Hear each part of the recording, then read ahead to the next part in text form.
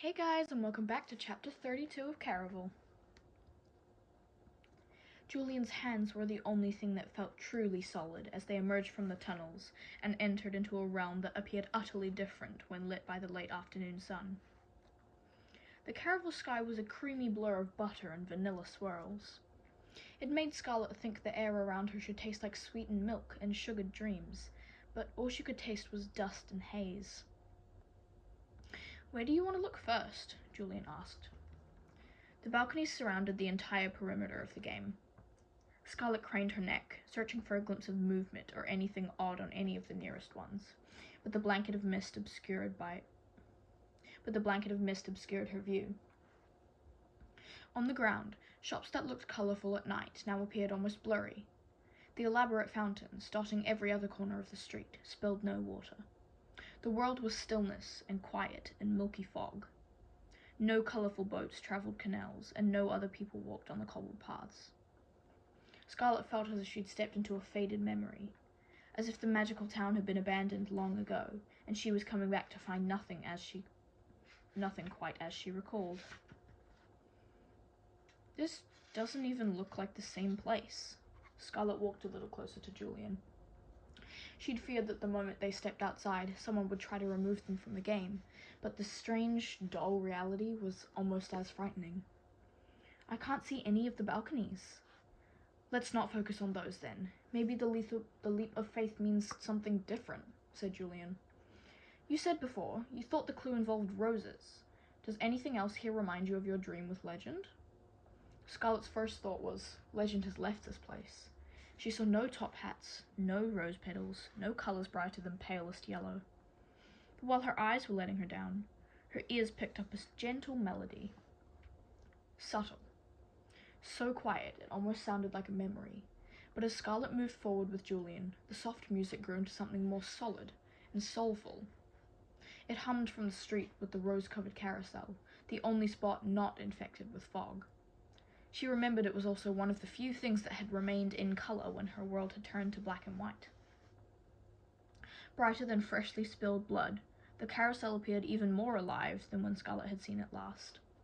It was so vibrant, she almost didn't notice the man sitting at the pipe organ beside it. He was far older than most of the other workers she'd come across, and his face was wrinkled and weather-worn, and a little bit sad, mirroring his music. He stopped playing as Scarlet and Julian approached, but the echoes of his song still hung in the air like lingering perfume. "Another song for a donation."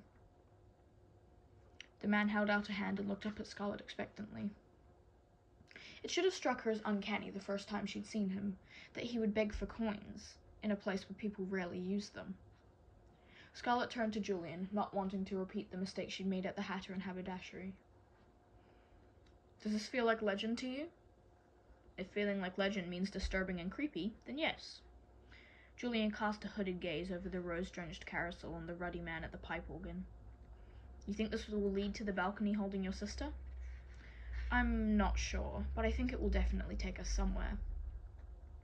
Aiko had been right when she warned Scarlet and Julian that they were making a mistake by going into the Hatters.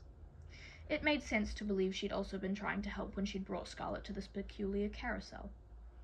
It could have been a coincidence, but even if it was, she doubted it was also a coincidence that when not another person was in sight, they would come back here and find the organ player waiting for them.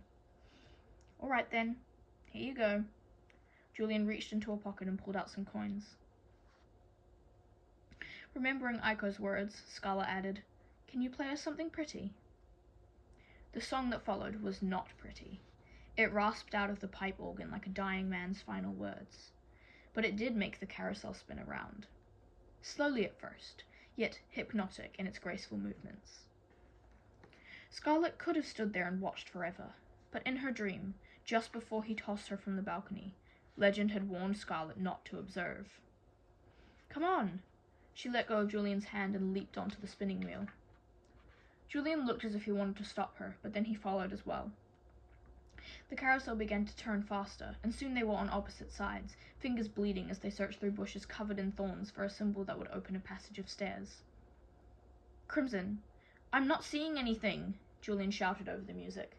The The tune grew louder and more off-key as the carousel twirled faster, shedding more and more petals that swept up into the sky like a ruby cyclone. "It's here!" Scarlet yelled back.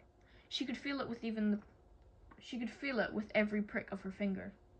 There would not be so many thorns if nothing was hidden beneath them. Thorns protected roses. Again, Scarlet felt as if there was a lesson to be learned from this carousel, but before she could figure it out, she saw a sun with a star inside and a teardrop inside of the star.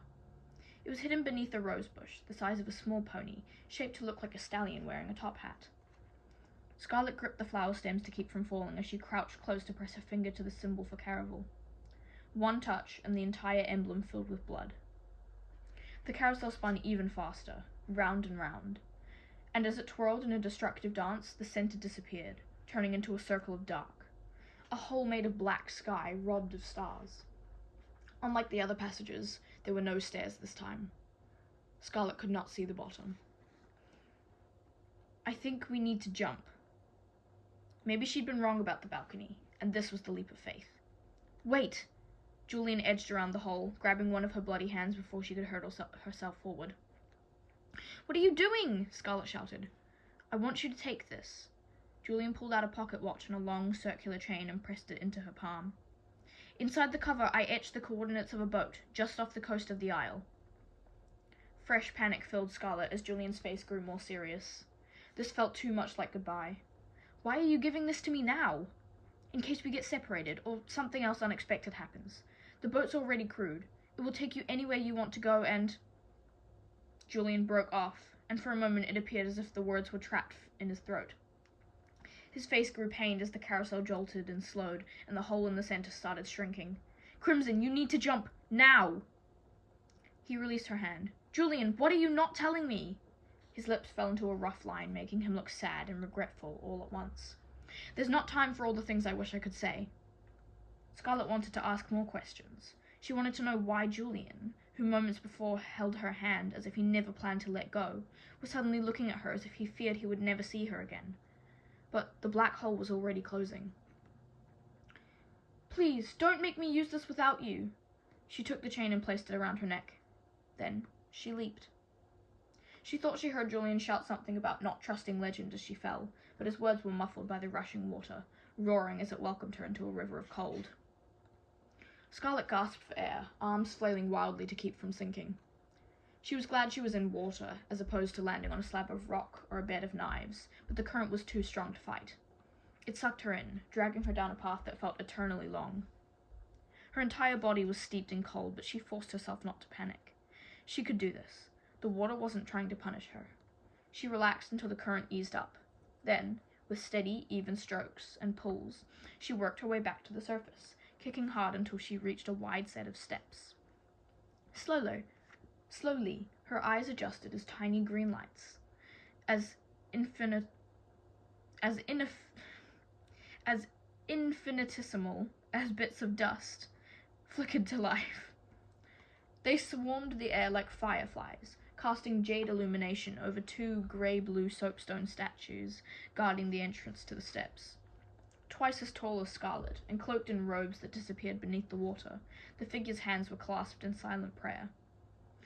But though their eyes were closed, their faces appeared far from peaceful. Their mouths stretched wide, calling out in silent agony as Scarlet pulled herself onto the black soapstone staircase. "I was starting to lose faith in you."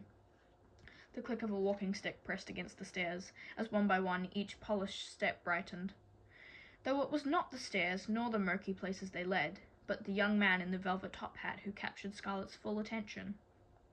She blinked, and he was suddenly there in front of her, reaching out a hand to help her to her feet. "I'm so glad you finally made it, Scarlet."